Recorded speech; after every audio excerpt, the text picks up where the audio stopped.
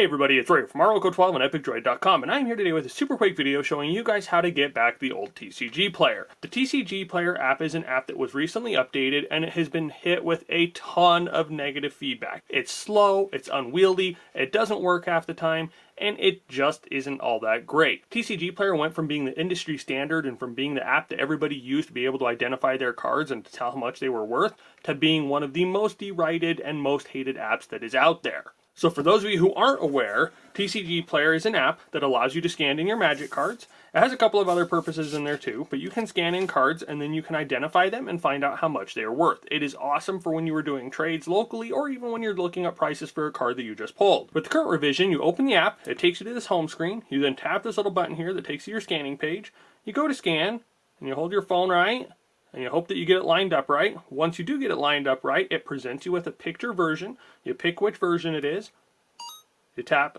and then you're good to go. Sometimes it's super quick and easy like it was with that one. Other times it's more like this one.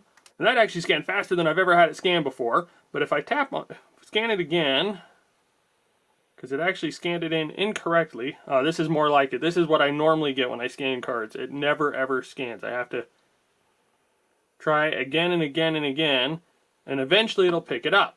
And then it'll do what it did with the Goblin Matron, and it'll prompt me and it'll let me switch it around. But as you can see, it's unwieldy. It's not a great process. We pull out my other phone, we launch the TCGPlayer app,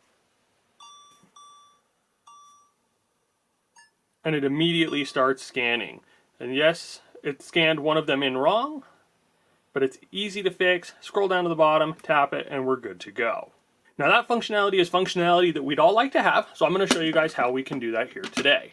So I'm going to take out my other phone, we're going to go in, we're going to uninstall this old TCGPlayer app, well the new TCGPlayer app, we're going to uninstall it.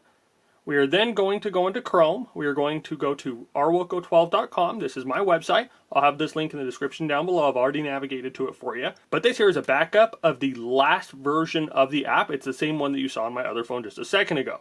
You're going to tap on it, it's going to download. Once it says download complete, you're going to open it. You're going to say yes, you want to install it. You may get a prompt asking you if you want to install it from unknown sources. You can go ahead and hit yes if you want to trust me. If you don't want to trust me, you don't have to. That's just something they put there to protect your device and to make sure that you're installing stuff only from trusted sources. Once that's done installing, you can go ahead and hit open. You're going to say yes, you want it to take pictures and record video. It's going to download everything.